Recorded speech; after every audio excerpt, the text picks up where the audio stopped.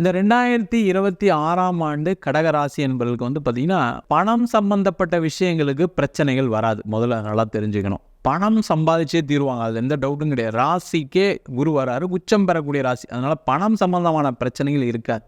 ஏன்னா அந்த பணத்தை சம்பாதிச்சு இவங்க என்ன பண்ண போகிறாங்க அடுத்தது, அங்கே தான் பிரச்சனை ஆரம்பிக்க போகுது. அப்போ என்ன பண்ணணும் அப்படின்னா, முதல்ல இவங்களுடைய இலக்கு என்ன வரும்னா, கடன் பிரச்சனை இருக்குது வச்சுக்கோங்களேன். அந்த கடனை தீர்ப்பேன், கடனை தீர்க்காத வரைக்கும் நான் வேறு எந்த இன்வெஸ்ட்மெண்ட்டுக்கு போக மாட்டேன் அப்படின்னு முதல்ல முடிவெடுத்து பண்ணணும். ஒன்று. ரெண்டாவது, கடன்லாம் எதுவும் இல்லை, எனக்கு ஒன்றும் பிரச்சனை இல்லை சார், வர்ற பணத்தை நான் சேமிக்கணும் அப்படின்ற ஒரு எண்ணத்தில் போயிட்டாங்கன்னா பிரச்சனை இல்லை.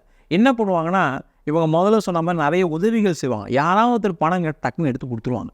அப்போ என்ன ஆகும், எங்கேயோ ஒரு லாக் ஆகிடுவாங்க. அதுக்கான சான்சஸ் இருக்குது. அதே மாதிரி என்ன பண்ணுவாங்கன்னா, திடீர்னு ஏதாவது ஒரு தேவையில்லாத செலவுகள் ஏதாவது பண்ணுறதுக்கான சான்சஸ் இருக்குது. கூட பிறந்தவங்க அம்மாவாக இருக்கலாம், அப்பாவாக இருக்கலாம், கூட பிறந்தவங்களாக இருக்கலாம், இல்லை மனைவி, கணவர், இல்லை உற்றார் உறவினர்கள் யார் வேணால் இருக்கலாம். என்ன சார் அம்மா எப்படி சார் பண்ணுவாங்க, அப்பா எப்படி சார் பண்ணுவாங்க, அப்படி கிடையாது. இவங்களுக்கு அந்த நேரம் சரியில்லாத ஏதாவது ஒரு தேவையில்லாத ஒரு பிரச்சனை மாற்றத்துக்கான சான்சஸ் இருக்குது. அதனால் ஒரு அசிங்கப்படுறதுக்கான ஒரு வாய்ப்புகள் வரும். கவனமாக இருக்கணும்.